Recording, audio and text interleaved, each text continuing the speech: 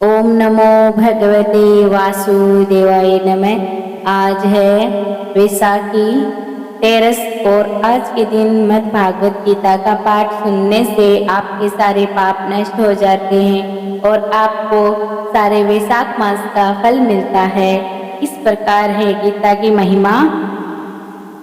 श्रीमद् भागवत गीता की महिमा अगाध और असीम है। यह मद् भागवत ग्रंथ प्रस्थान त्रय में माना जाता है। मनुष्य मात्र के उद्धार के लिए 3 राजमार्ग प्रस्थान त्रय नाम से कहे जाते हैं। एक वैदिक प्रस्थान है जिसको उपनिषद कहते हैं, एक दार्शनिक प्रस्थान है जिसको ब्रह्मसूत्र कहते हैं और एक समर्थ प्रस्थान है जिसको भगवत गीता कहते हैं। उपनिषद में मंत्र हैं, ब्रह्मसूत्र में सूत्र हैं और भगवत गीता में श्लोक हैं। भगवत गीता में श्लोक होते हुए भी भगवान की वाणी होने से यह मंत्र ही है। इन श्लोकों में बहुत गहरा अर्थ भरा हुआ होने से इनको सूत्र भी कह सकते हैं। उपनिषद अधिकारी मनुष्यों के काम की चीज है और ब्रह्मसूत्र विद्वानों के काम की चीज है, परंतु भगवत गीता सभी के काम की चीज है। भगवत गीता एक बहुत ही अलौकिक विचित्र ग्रंथ है। इसमें साधक के लिए उपयोगी के पूरी सामग्री मिलती है, चाहे वह किसी भी देश का, किसी भी वंश का, किसी भी समुदाय के, किसी भी संप्रदाय का, किसी भी वर्ण का, किसी भी आश्रम का कोई व्यक्ति क्यों ना हो। इसका कारण यह है कि इसमें किसी समुदाय के विशेष की निंदा या प्रशंसा नहीं है। प्रत्युक्त वास्तविक तत्व ही वर्ण है। सात्विक तत्व परमात्मा वह है जो परिवर्तनशील प्राकृतिक और प्राकृतिक जन्य पदार्थों से सर्वथा अतीत और संपूर्ण देश काल वस्तु व्यक्तित्व परिस्थिति आदि में नित्य निरंतर एक रस एक रूप रहने वाला है। जो मनुष्य जहाँ है और जैसा है वास्तविक तत्व वहाँ वैसा ही पूर्ण रूप से विद्यमान है, परंतु परिवर्तनशील प्रकृति निज वस्तु व्यक्तियों में राग द्वेष के कारण उसका अनुभव नहीं होता। सर्वथा राग द्वेष रहित होने पर उसका स्वर अनुभव हो जाता है। भगवत गीता उपदेश महान अलौकिक है। इस पर कई टीकाएं हो गई और कई टीकाएं होती ही चली जा रही है। फिर भी संत महात्माओं विद्वानों के मन में गीता के नए नए भाव प्रकट होते रहते हैं। इस गंभीर ग्रंथ पर कितना ही विचार किया जाए तो भी इसका कोई पार नहीं पा सकता। इसमें जैसे जैसे गहरे उतरे जाते हैं वैसे इसमें से गहरी बातें मिलती चली जाती है। जब एक अच्छे विद्वान पुरुष के भावों का भी जल्दी अंत नहीं आता, फिर जिनका नाम रूप आदि यौवन मात्र अंत है, जैसे भगवान के द्वारा कई हुए वचनों में भरे हुए भाव को अंत आ ही कैसे सकता है। इस छोटे से ग्रंथ में इतनी विश्लेषणता है कि अपना वास्तविक कल्याण चाहने वाला किसी भी वर्ण आश्रम देश, संप्रदाय के मत आदि का कोई भी मनुष्य क्यों ना हो, इस ग्रंथ को पढ़ते ही इसमें आकर्षित हो जाता है। अगर मनुष्य इस ग्रंथ का थोड़ा सा भी पठन पाठन करने तो उसको अपने उद्धार के लिए बहुत ही संतोषजनक उपाय मिल जाते हैं। हर एक के दर्श के अलग अलग अधिकारी होते हैं, पर गीता की यह विश्लेषणता है कि अपना उद्धार चाहने वाला सब के सब इसके अधिकारी है।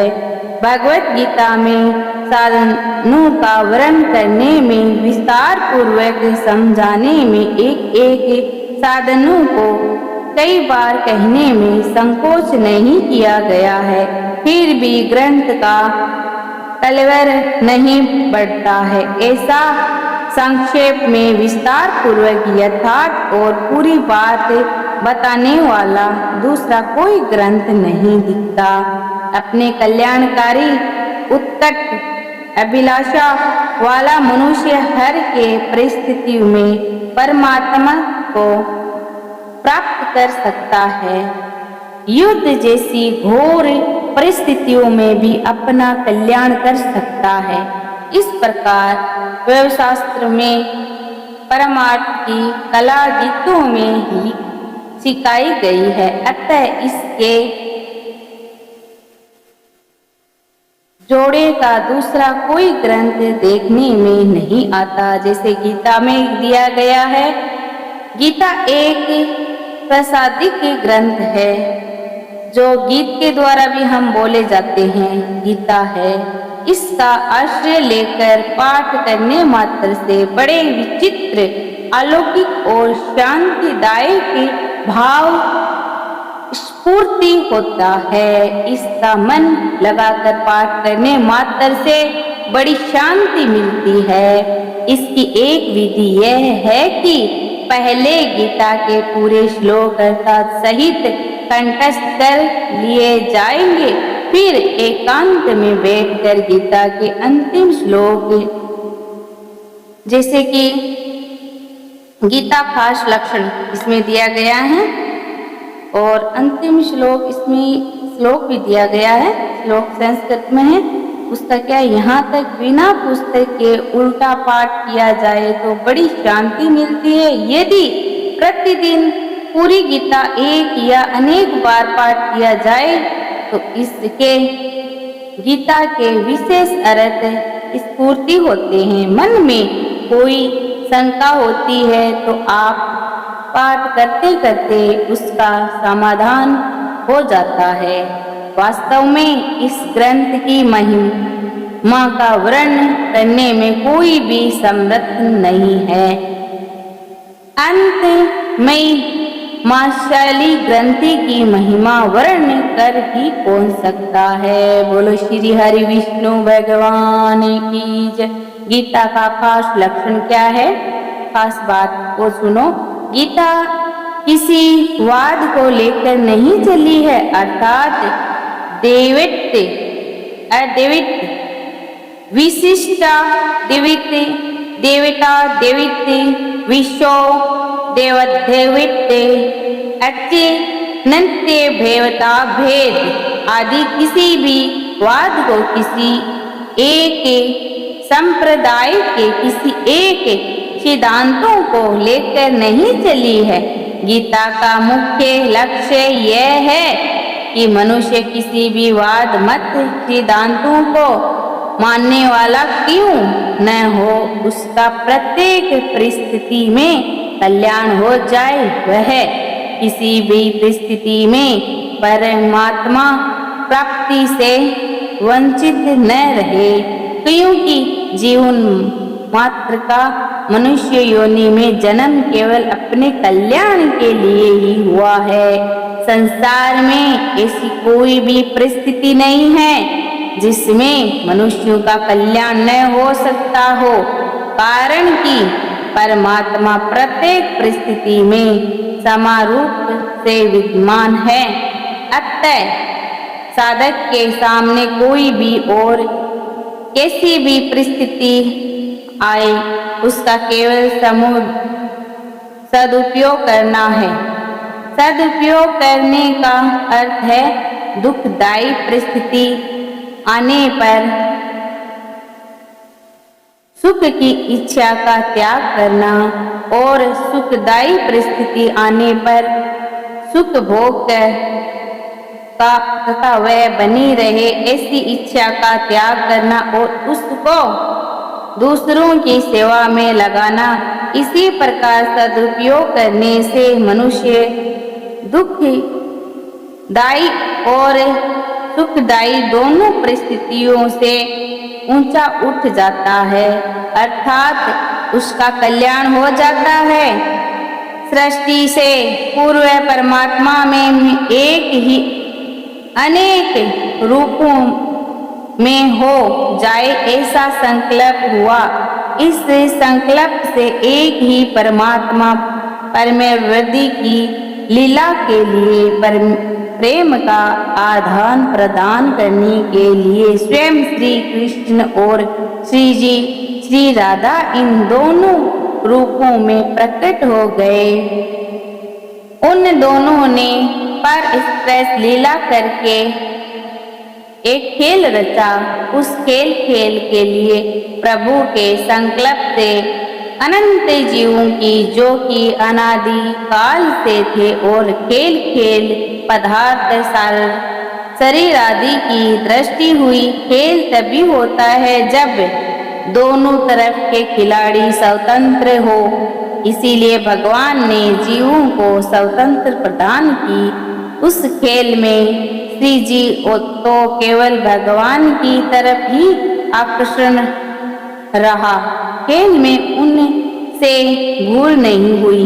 अतः श्री जी और भगवान ने प्रेम वृद्धि की लीला हुई, परंतु दूसरे जितने जीव थे उन सब ने भूल से संयोजक सुख के लिए खेलने के पदार्थ उत्पत्ति विनाशशील प्रकृति जन्य पदार्थ के साथ अपना संबंध मान लिया, जिससे वे जन्म मरण के चक्कर में पड़ गए।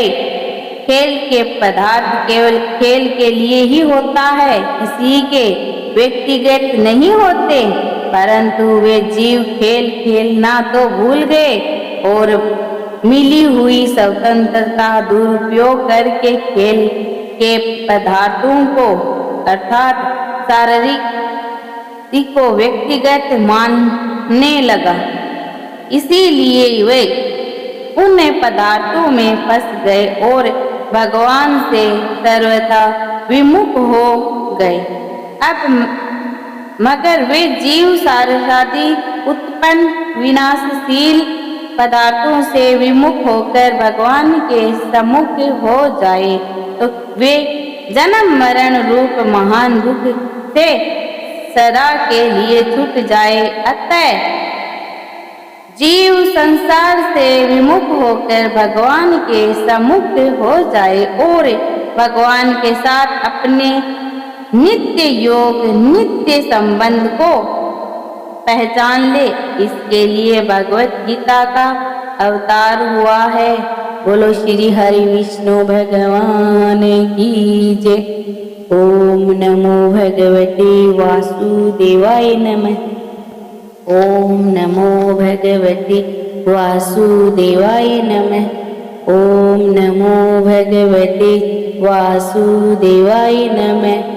ओम नमो भगवते वासुदेवाय नमः। ओम नमो भगवते वासुदेवाय नमः। अब पढ़ेंगे हम श्री हरि विष्णु भगवान की आरती। ओम जय जगदीश हरे स्वामी जय जगदीश हरे। भक्त जनों के संकट क्षण में दूर करे। ओम जय जगदीश हरे। जो ध्यावे फल पावे दुख बिन से मन का सुख संपत्ति घर आवे, कष्ट मिटे तन का। ओम जय जगदीश हरे, मात पिता तुम मेरे, शरण गहूँ मैं किसकी, तुम्हें बिन और न दूजा, आश करूँ मैं जिसकी। ओम जय जगदीश हरे, तुम पूर्ण परमात्मा, तुम अंतर्यामी, पार ब्रह्म परमेश्वर, तुम सबके स्वामी। ओम जय जगदीश हरे, मैं मूरख खल कामी, कृपा करो जी भरता, तुम हो एक अगोचर, सबके प्राणपति। ओम जय जगदीश हरे, दीन बंधु दुख हरता, तुम ठाकुर मेरे, अपने हाथ उठाओ, द्वार बड़ा मैं तेरे। ओम जय जगदीश हरे, तुम पूर्ण परमात्मा, तुम अंतर्यामी, पार ब्रह्म परमेश्वर, तुम सबके स्वामी। ओम जय जगदीश हरे, दीन बंधु दुख हरता, तुम ठाकुर मेरे, अपने हाथ उठाओ, द्वार पड़ा मैं तेरे। ओम जय जगदीश हरे, विषय विकार मिटाओ, पाप हरो देवा, श्रद्धा भक्ति बढ़ाओ, संतन की सेवा। ओम जय जगदीश हरे, श्री जगदीश जी की आरती जो कोई जन गावे, कहत शिवानंद स्वामी, सुख संपत्ति पावे। ओम जय जगदीश हरे, ओम जय शिव ओंकारा, ओ ब्रज जय शिव ओंकारा, ब्रह्मा विष्णु सदा शिव अर्धांगनी धारा। ओम जय शिव ओंकारा, ब्रह्मा विष्णु सदा शिव जानत अविवेका, प्रेरणाक्षर